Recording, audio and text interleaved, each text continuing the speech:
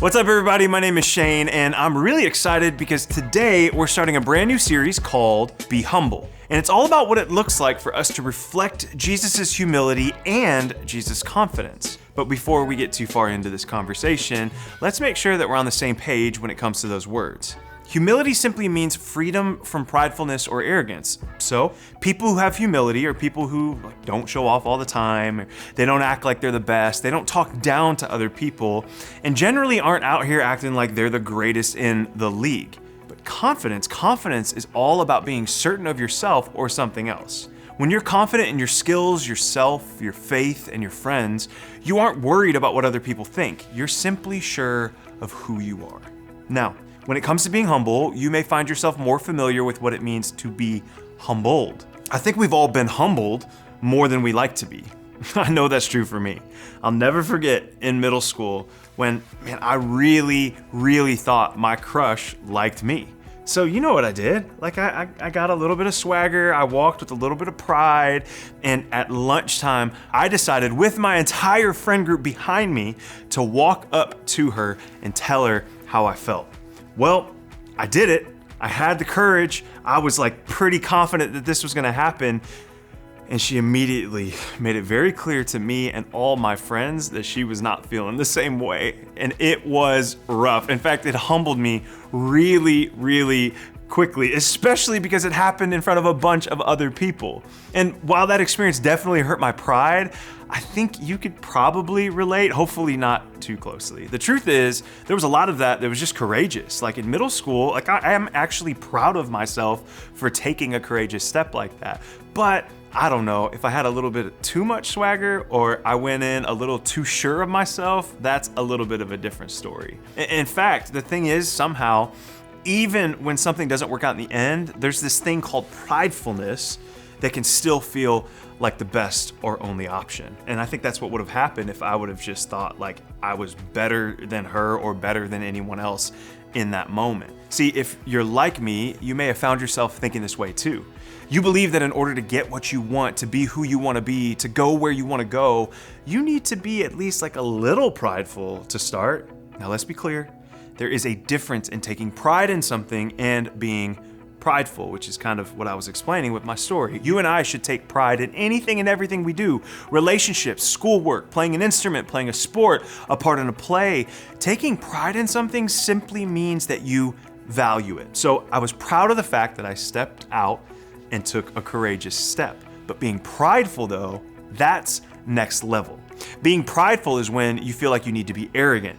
You feel like you need to be smarter, more popular, more athletic. You feel like you need to be better than everyone else, and you want to know it and show it. See, if I would have walked away from that situation I'm too good for her anyways, that would have been prideful. And I think that's because we get messages like this from the world around us on the regular, this idea of being prideful. They're messages like win at all cost, or use other people to get where you want to go. Destroy your competition. Be the best. So that's what we think we have to do in order to get where we want to go in life. And for some of us, let's be honest, this works, at least for a little while. This pridefulness pushes us to reach our goals. Even if we lose friends or hurt other people or act out of character along the way, we still get there in the end, which is really all we care about at the time because it seems to be what's most important. But for others of us, all this approach does is make us feel like a failure. No matter how hard we try or how prideful we are, it just doesn't work out for us the same way as it does for other people. Once again, we're humbled pretty quickly. And our sense of self-worth and confidence are hurt right along with our pride. No matter where you find yourself here, the truth is the same for all of us. At the end of the day, pridefulness won't get us where we want to go. It doesn't help us become the kind of people that we want to be. In fact, it has the potential to really hurt people in the process.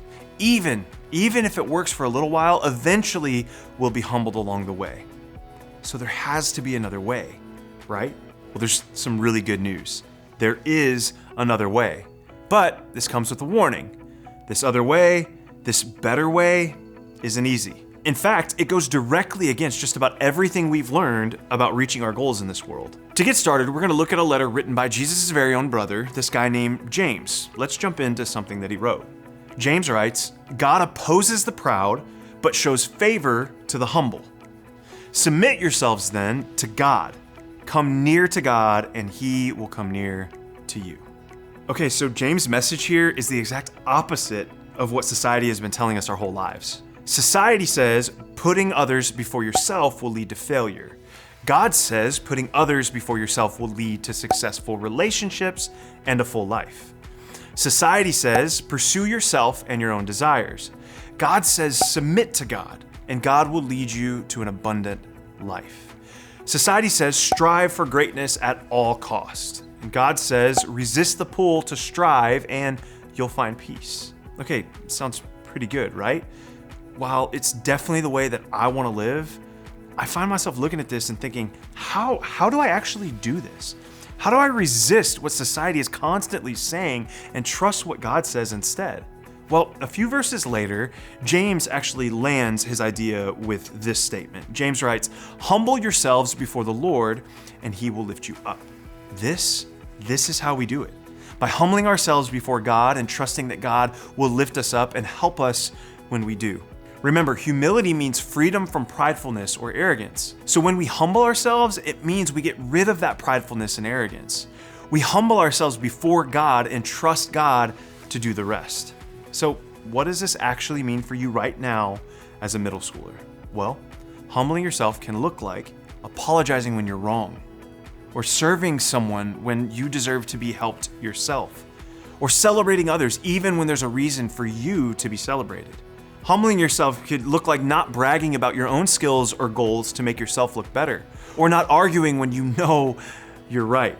Humbling yourself could look like supporting someone else who does better than you do on a test, or being a good teammate even when your coach takes you off the starting lineup. Look, all of those things are really difficult, but what happens when we choose to live this way? When we choose to be humble? Well, as James said, God will lift us up. God will provide. And that's something that we can be confident in. In fact, I think that's what we can take away from James' words today. Be confident, be humble. And here's the thing. James wasn't saying that we need to mope around, pretend to be bad at things that we're good at. That's not it at all. He didn't mean that we should look in the mirror and talk badly about ourselves or not be proud of the gifts and the talents that we have. That is not it. Of course, you should be confident in the things that you're good at and the person that God made you to be, but that confidence shouldn't come from what you've done or how awesome you are. It should come from the fact that you recognize who created you and who your gifts and skills and even the breath in your lungs come from. God. You trust God's plan for your life because when you do, you can walk forward in confidence and humility, knowing that no matter the outcome, you're walking in God's plan for your life. So remember, be confident and be humble. What does this mean for us right now? Well, let's look back at James' words. What did he say? James wrote, "Come near to God." If we want to lead with humility and find our confidence in the right place, this is where it starts, by getting close to God. That's where I want you to start this week. First, find one way to come near to God. Maybe it's spending time in prayer or reading more of scripture, listening to worship music, or just showing up to small group to talk more about what you believe. Maybe it's pausing a few times a day and simply acknowledging the fact that your life is the result of a really good God. Look, whatever it is, start by taking just one small step to come closer to God and watch how your perspective changes as the result. And then second, ask for confidence and humility. When we come near to God, James shared that God will come near to us in return. And because of that, we aren't doing this whole humility thing on our own. We have God's real, up and close, personal help to guide us in being confident in God and the abilities that God has given us. We have God's help in choosing humility even when it's difficult. Then we can truly be confident, be humble. I want you to imagine how your life might change if you chose to live with humility and confidence rather than society's path to success. If you didn't feel like you had to crush others on the way to reaching your own goals, or if you could release the pressure you feel to measure up to other people. If you could let go of what the world says that you have to do in order to win or be successful. If you could celebrate your gifts with confidence, not arrogance. I think you'd be surprised at just how much things change for you if you chose to be confident, be humble. So, when you head to group, I want you to think about this question.